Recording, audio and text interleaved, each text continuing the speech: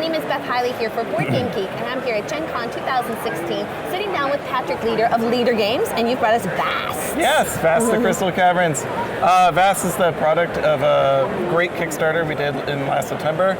We raised nearly $150,000. Wow, yeah, that's impressive. It was really awesome. I was here last year just demoing the game, doing full demos, getting people interested, and we had a really good time.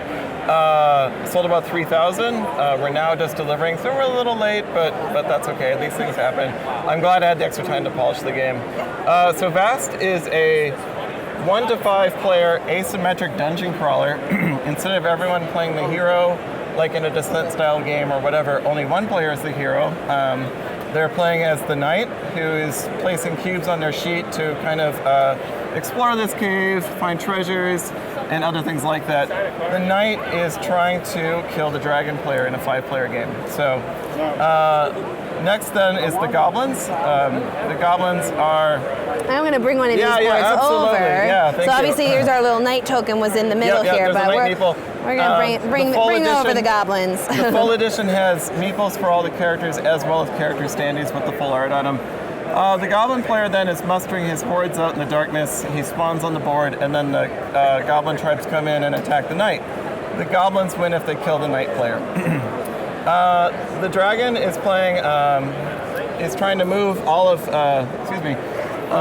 there's 14 cubes here that are called sloth cubes. The dragon's been asleep for a generation, 100 years. He's trying to wake up by eating goblins, by finding his lost treasure, and by exploring his cave again. The dragon just has to escape. Once he gets 11 cubes moved down to wakefulness, he will, he's actually in play, he's underneath the cave instead of being inside of the cave, so he gets to ignore the walls and most of the darkness and things like that. But then eventually he'll have to enter the cave and face the knight and then run out to the entrance to win the game. The cave player then, who's probably the role that intrigues people the most, controls how the tiles are laid down, how events enter the game, what treasures enter the game, to kind of try and pace and balance the game. The cave is trying to get all 45 tiles into the game. So all 45 of these tiles. As an inanimate object, you still have a goal. Yeah. Yeah, and you can definitely win. The cave is very playable. You try and get all the tiles into the game, and then collapse the edges of the cave until enough of it comes down, and then the cave smashes everybody, and the cave wins the game.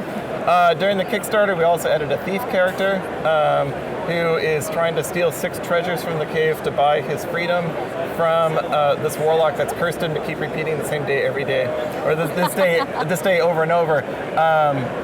If he gets killed in the game, which is very easy, then he just respawns at the entrance and has to keep trying again until he can pull it off. So. And here, since we hadn't looked at it yet, I'm going to pull the knight here to the center. The creative team of Vast, we all have daughters. And so one of our goals was to make a character that was recognizable as a female, and she isn't scantily clad. We wanted her in full armor. She's exploring the cave. She's got a backpack. She's an adventurer, and so that was one of our goals was to put up a good representation of women, so that our daughters could get into the game later, as they grow older. So that was very important to us. I was gonna say, what a fantastic point to make sure was that a real girl, a real woman. Yeah, and there was detractors. There was people that said, "Why don't you make both genders?" And I said, "Well, this is what we've chosen. This is what we're going to do." So here we are.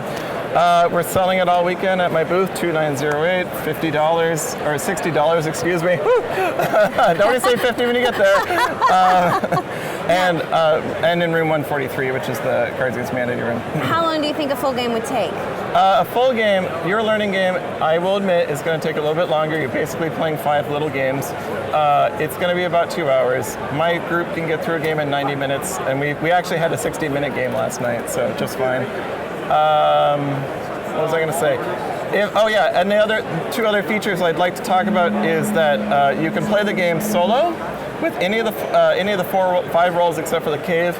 we've worked out how to play any 2-player combination of roles, any 3-player combination of roles, any 4-player combination of roles, and the full 5-player game. So, is there any like little nugget that you feel like was aside? Because I love this little detail that you guys did that for your daughters. Was there any other little nugget or card that you're particularly proud made it into the game? Or So the dragon can drop gems during play, and the illustrator's oldest daughter is named Ruby because she has bright red hair, and so we made rubies that the dragon is dropping. So I guess we really like our daughters.